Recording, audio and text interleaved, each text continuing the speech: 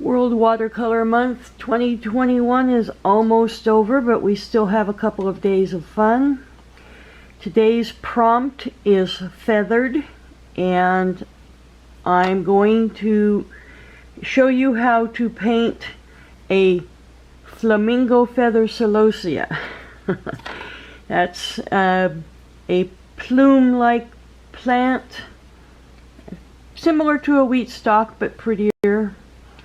I'm going to be using my ZenArt watercolor kit, and mostly I'll be painting, well, more than mostly, I will be painting with the water brush that comes with the set. This will be a botanical study, so I'm not doing a background. If you decide to do one, probably a solid colored background will be best. I'm also stylizing, which means even though I gave you a reference photo, I'm not really going to be following it, and reality isn't going to be a big issue. I'm going for kind of simple shapes and bright colors and a repetition of shapes.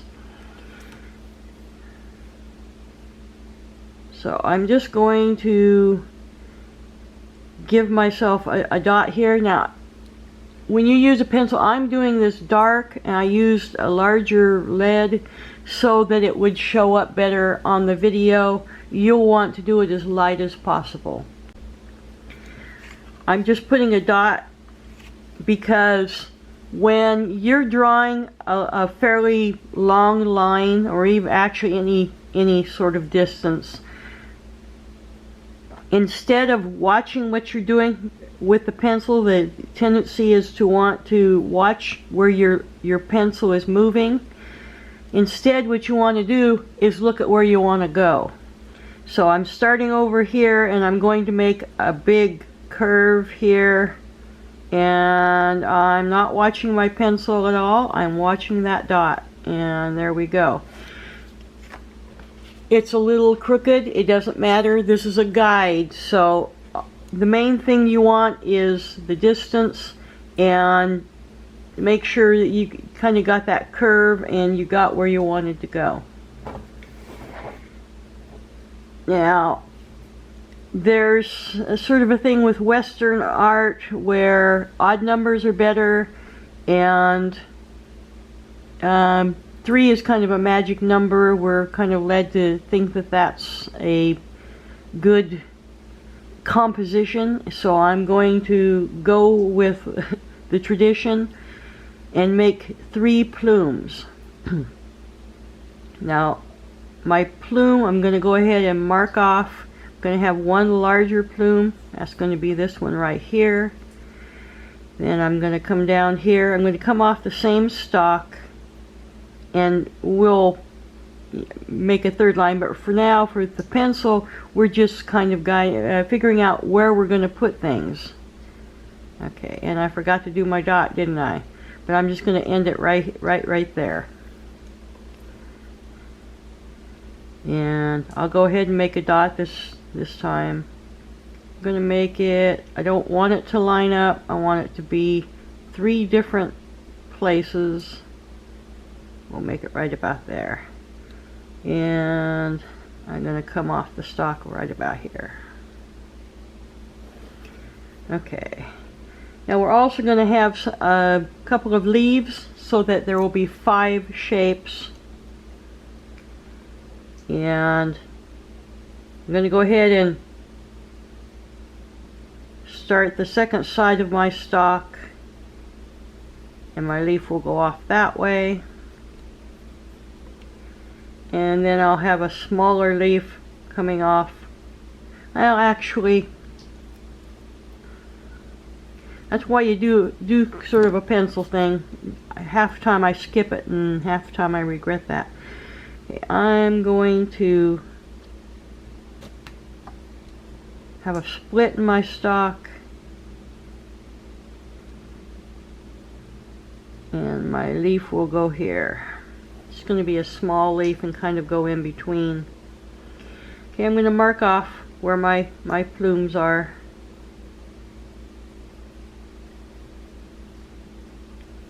And this is what I've come up with as a guide.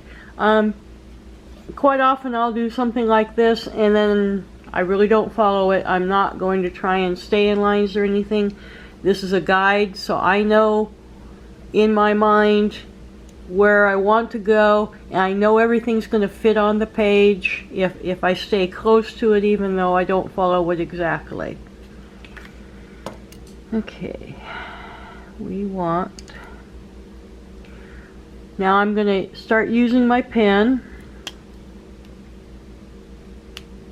and since we're going to draw first and paint afterwards, you need to make sure you have a waterproof pen. It doesn't have to be a technical pen. If you do have a pen that, you know, where it does smear when you start painting, really don't worry about it. A lot of people work that in, just kind of feather off from it if you get smears, and it's a different look, but it isn't that bad of a look. It's a nice look. Okay, we're going to do a repetition of a shape, and in essence it's just kind of your little, so almost like a leaf shape, but it's one of the plumes, and we're going to make several plumes here, starting with the large one.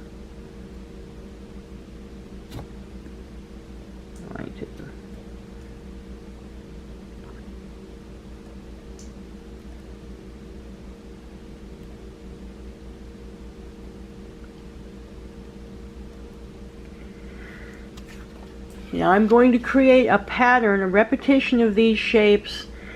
It isn't exactly, again, realism isn't what I'm going for here. It's going to be a pattern where each of the shapes falls within the inside of two of the other shapes.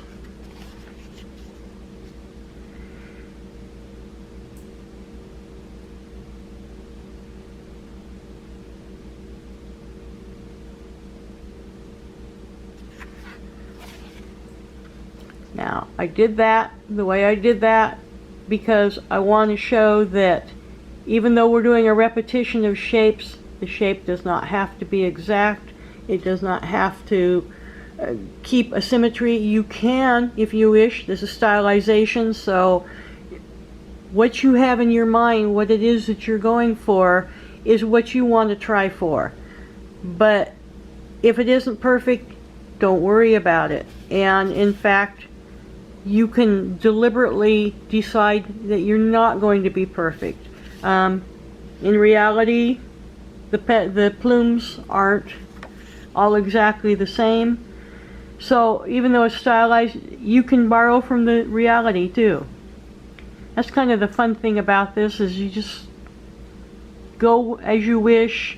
If things aren't going exactly the way you planned, then just go with the flow and do what you want to do with it.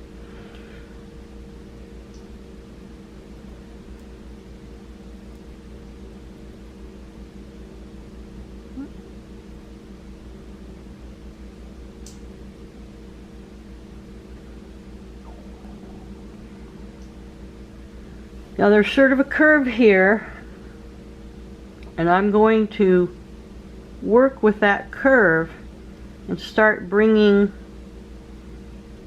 my shapes down this way rather than continuing on that direction.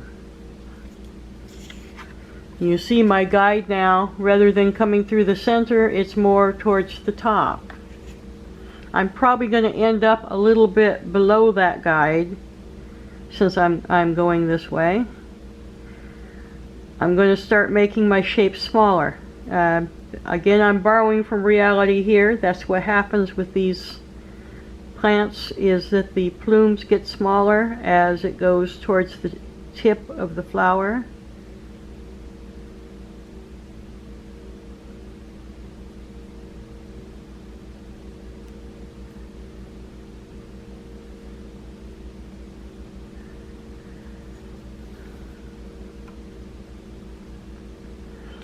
I'm making these narrower and more pointy.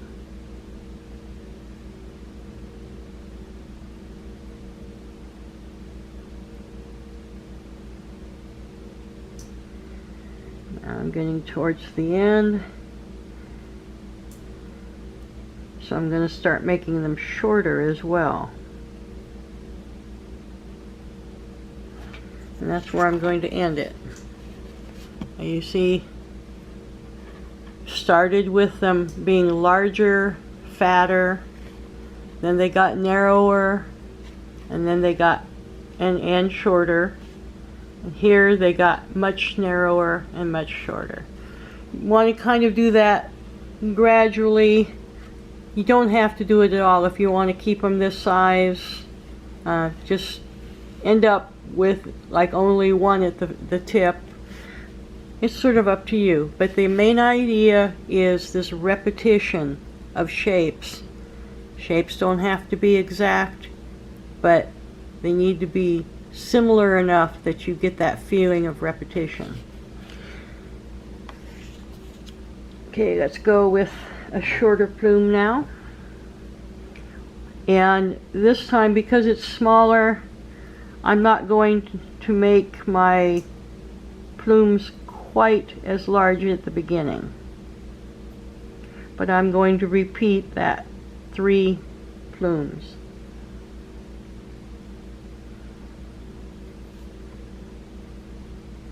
And I'm almost immediately going to start getting narrower. Not going to have as much of a curve, and this one is going to be a little more symmetrical. Partly just to show you what it looks like as a more symmetrical plant.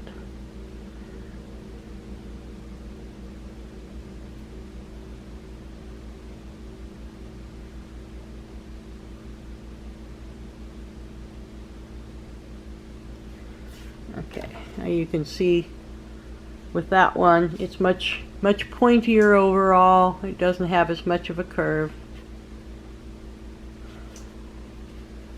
And we're going to do the same thing over here. That was the smallest. This one's going to be a little bigger, have a little more of a curve. I'm probably going to actually end up above the point that I had created there. Now, one of the other things that you might not be aware of where I did these pencil lines, it's a tradition that pencil lines can be left in a watercolor painting. You'll see a lot of watercolor paintings where if you look at it, you'll see those pencil lines. It's kind of interesting to see what people were doing.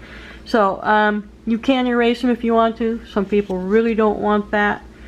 You need to erase before you start painting because it's almost impossible to erase them after you have painted. Now let's go. We're going to do that start with the 3 shapes. And repetition.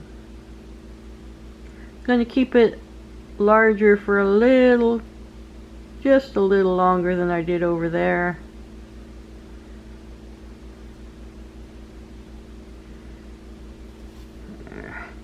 The reason that I made the decision that I'm going to end up a little higher on this one is in response to the way these two came out. Is I don't want this to be curved exactly like that. Repetition of overall shapes with variation, and that adds some interest. So like I say, your pencil lines should have been kept very light. And you know what, I'm going to leave it just like that, even make that one the shortest, because I just like the way the shape has ended up there. This is kind of making it organic and letting what's happening kind of inform what you do. If you have a real clear vision in your mind and you want to go with that, that's fine. And if you're doing something like a portrait where you want it to look like the person, then you really need to follow a plan. But for this kind of thing, and that one of the beauties of stylization is go with what works for you. You have a plan, but you keep it loose. It's a guide, not a rule. Okay, so we're going to do the stock now. And I'm going to go with this because I've already, in essence, got the bulk of the stock here. And I'm going to go up, and I'm looking here, not following what my pen is doing. And this time I'll come down this way.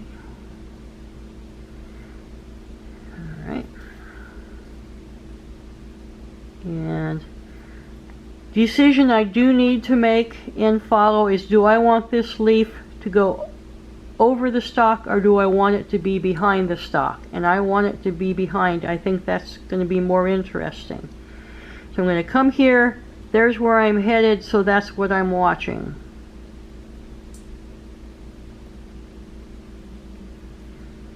And to the inside. Don't worry if you get wobbly. You know, if you don't have a lot of experience, it probably will be. In nature, things get all twisted and bent, so just work with it, make it funky. Okay.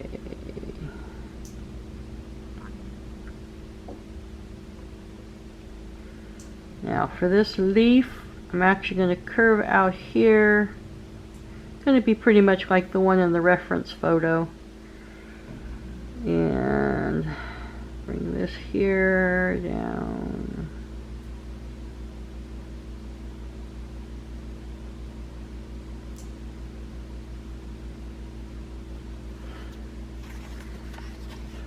So now that becomes the inside of the leaf. This will be the outside of the leaf.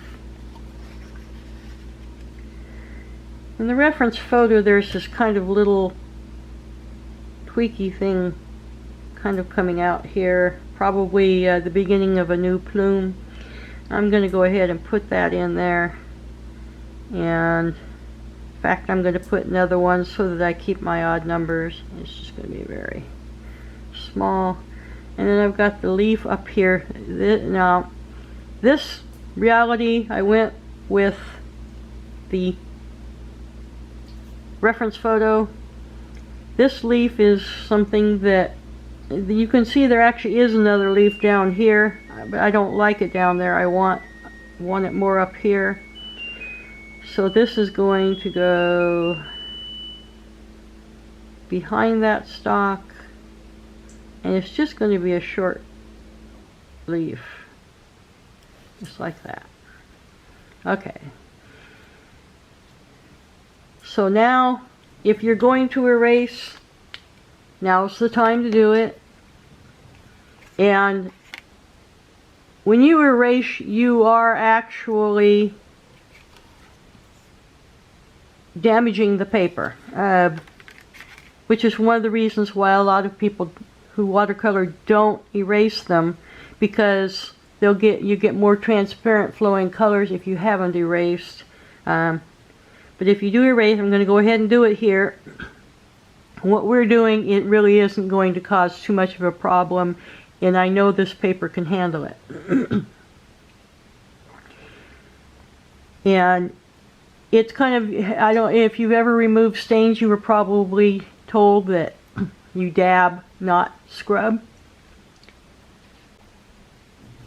It's the same thing here, is you want to kind of dab at these lines with your eraser. It probably isn't going to erase them quite as well. That's the whole point. Because the more you pick up, the more damage. But you can actually do a decent job, especially if you drew light. Mine aren't going to disappear because I did them pretty heavily. Different purpose. I wanted to show you're just creating a guide for yourself. Okay.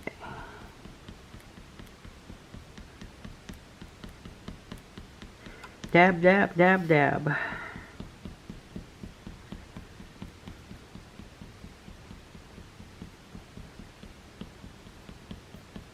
If you can get one of those kneaded erasers that, you know, you can squish them and play with them, and it works the graphite as you squeeze it, kind of a self-cleaning eraser. That's the best one to have. It does the less damage, and it doesn't pick up, a lot of these will pick up graphite. Now this one doesn't, and it happens to be what I have. I lost my last kneaded eraser, which losing things is pretty common for me.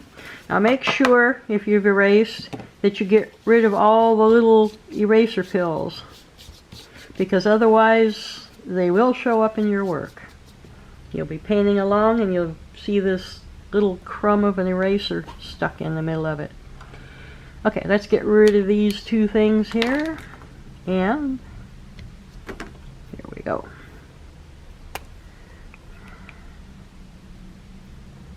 By the way, this is called a line and wash when you have pen work and you're also using the watercolor.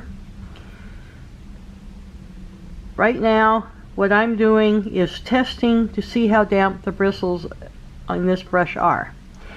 You control these. If you've never used a water brush, you squeeze the barrel to get the water to come out. And I really want to control my paint here in this particular case, so I want a damp bristle, but I don't want a whole lot of water. I'm not going to squeeze. I'm just holding on. In fact, I'm going to hold it down past the point where you would squeeze so I don't accidentally squeeze it. Now I'm going to work up some of this opera rose here, and I'm going to just outline at the bottom edge of each one of these plumes.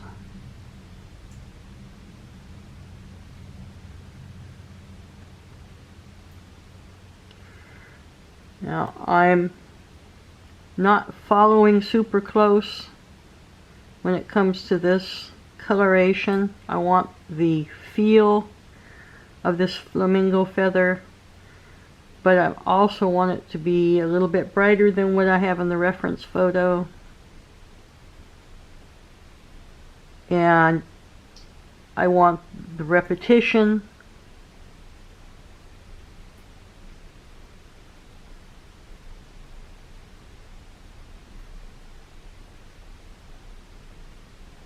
Now, even though I'm not squeezing, there is still some water that's flowing through this just from gravity, and that's fine. It's getting lighter as I get down here. These are going to be darker, but I'm going to take care of that later. In the smaller area, it needs a little bit more control, so I'm going to do that by glazing, which is just to add another thin layer afterwards rather than trying to brighten it up now.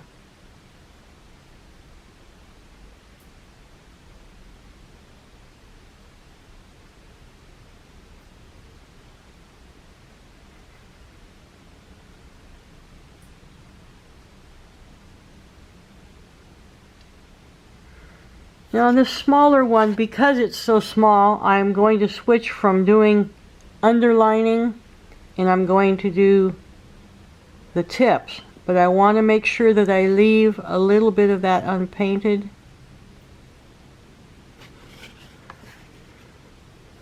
Because that characteristic of reality on these I want to catch is that sort of two colors, you know, at least two colors that are occurring in each of these plumes.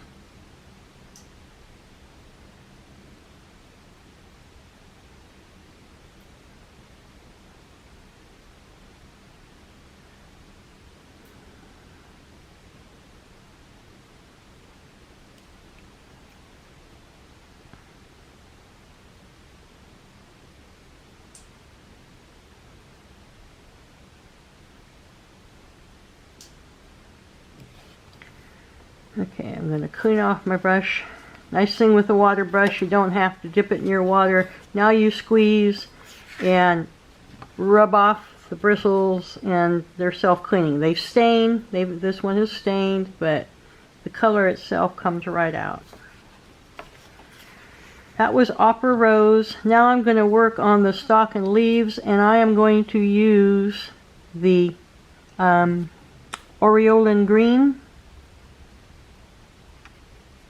Now I squeezed and put a drop of water into this Aureolin to moisten it up. And this is going to kind of be my base color, so I'm doing both the inside and outside of the leaf, just ignoring painting right over that line that separates the inside from the outside.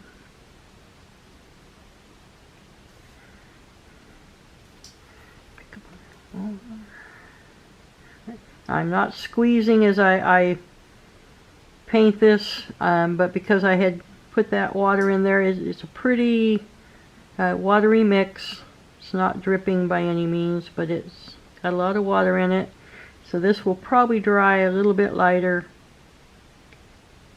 Water is brighter than paint, so usually you will get some fading as the water, because when it dries the water is evaporating.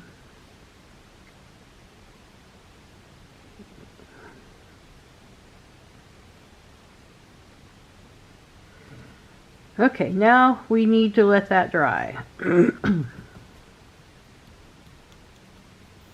This feels pretty dry up here, so we'll go ahead and... By the way, what I'm doing there, you really shouldn't. You have oils on your fingers that can affect how it works. But I do it all the time anyway. I suffer from it sometimes. Alright, I'm going to add water to, this is, I don't know how you pronounce it, Jaune Brilliant. And it's kind of a orangey, yellowy color. I'm going to mix it up here, add a little more water. I want this to be really light, really light. There's way more water here than there is paint. I'm going to run it just along the edges here. I actually want the paint to run together a little bit. I'm going to pick up some of that Opera Rose. I'm going to do that. I still want to try and leave some of the white of the paper, but if it gets covered up, that's okay.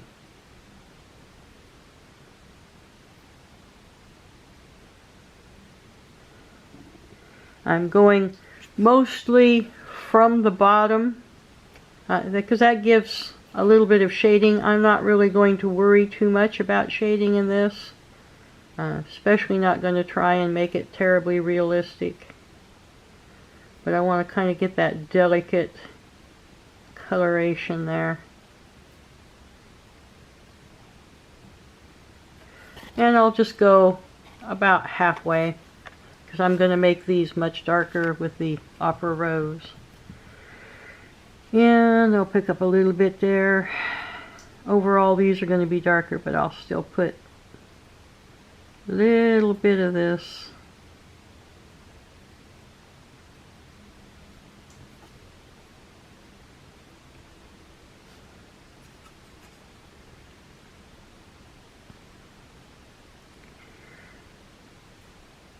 I'm going to be leaving a lot of this over, which really I only use a swipe or two of the paint. That's mostly water, so you know, it isn't a total waste if I don't end up using that. Although these days water is becoming a precious commodity, so you don't waste more than you have to.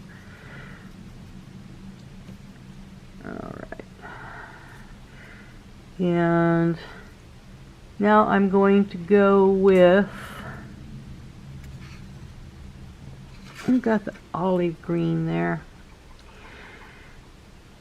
And I'm going to put just a touch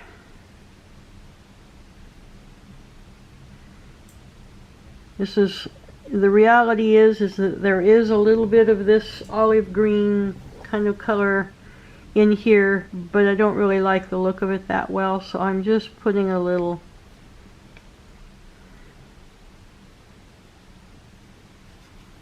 I may come back and add a little bit more, but I'm going to just leave it like that. But I will put some of it here on the stalk.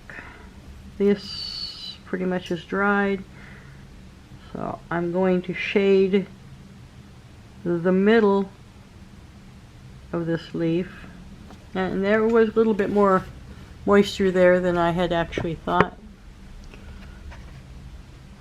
which is why this is kind of dispersing, but that's okay. It's a light coloration. I'll come back later and add a little bit more to make it just a bit darker.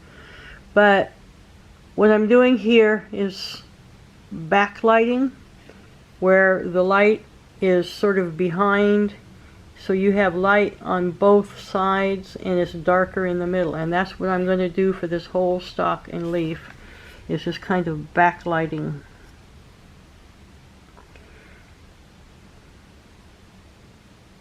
And go in the center.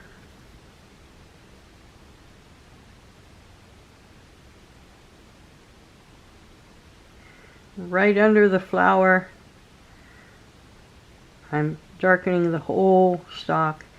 This is pretty thin, so if you don't have a brush that can do just the center, don't worry about it, as I say. If you're finding that you can't get just the center, then break it up a little bit. Like I came down here, I will leave this gap just above this leaf and then bring it down.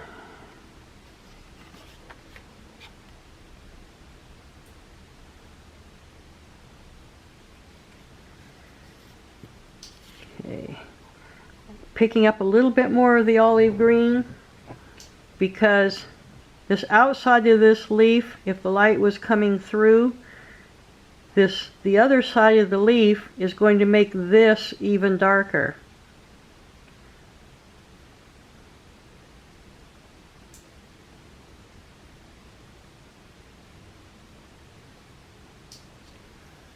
Okay.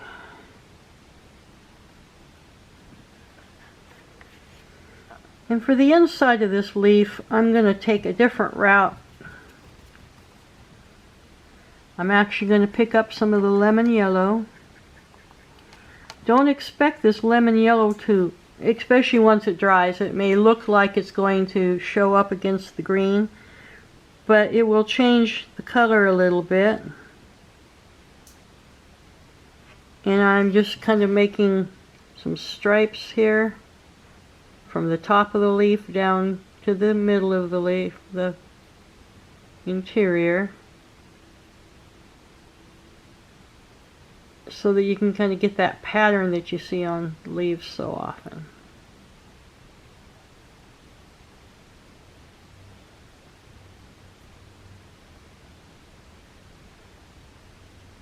Now I'm not applying pressure, but or a lot of pressure I should say, but I am applying a little pressure. And what I'm doing, besides adding some yellow there, I'm actually picking up a little bit of that green. Okay. Then the last thing we're going to do is we're going to make the tips. I'm going to actually go ahead and color the whole tip.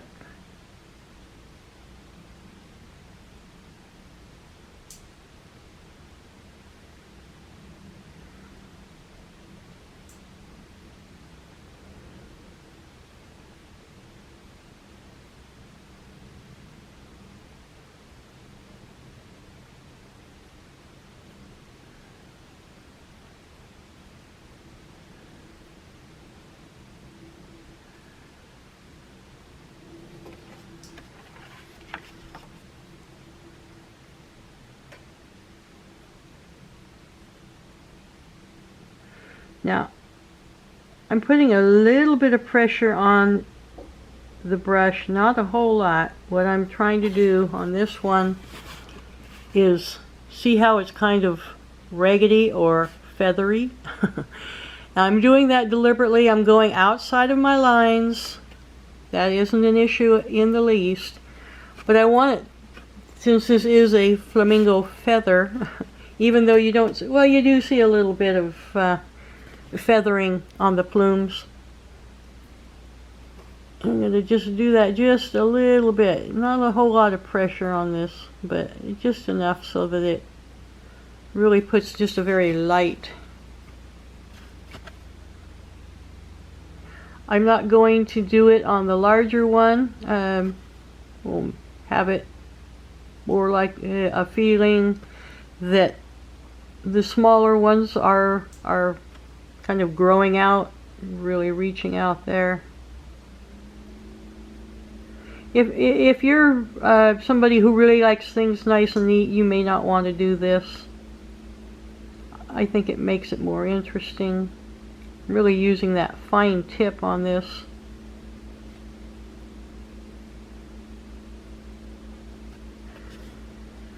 Okay. Now I said that was the last thing, but I lied. What I'm now going to do is take a little bit of the opera rose and bring it into the green. Just right there at the tip.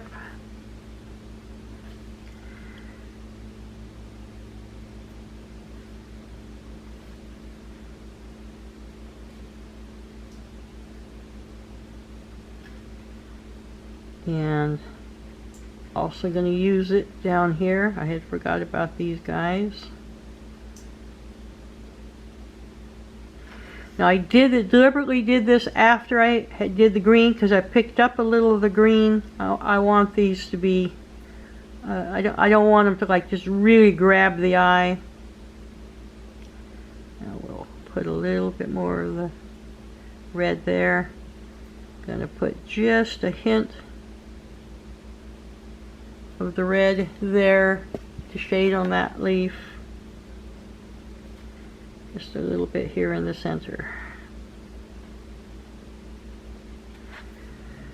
And that's as far as I'm going to go with the shading.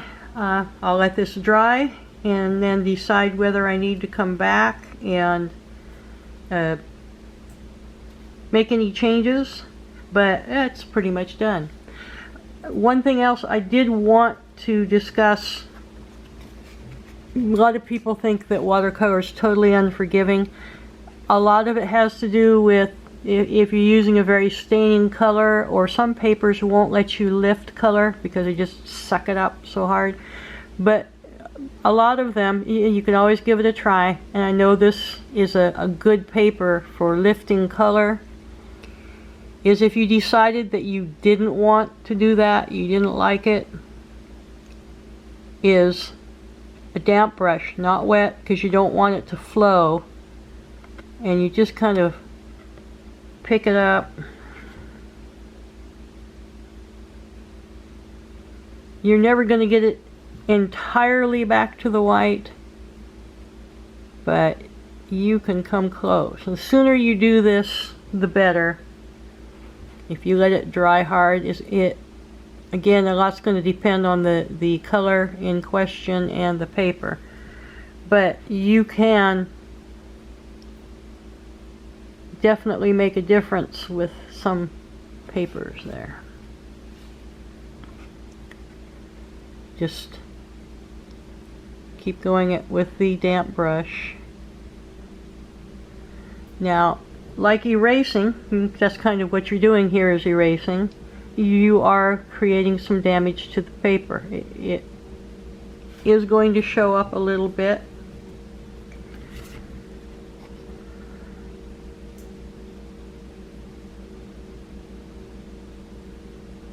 And normally I would probably take a brush other than the water brush, just because it's a little damper than I like, which spreads the color a little bit more.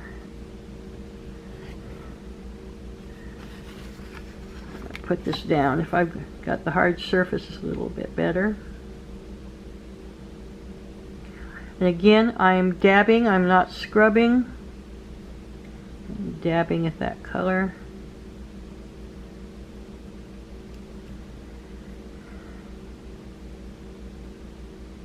Very, very little pressure, just dabbing at it. Okay, so you can get in there and remove. Right here's at this particular petal, I left these two, but I did clear up this one somewhat.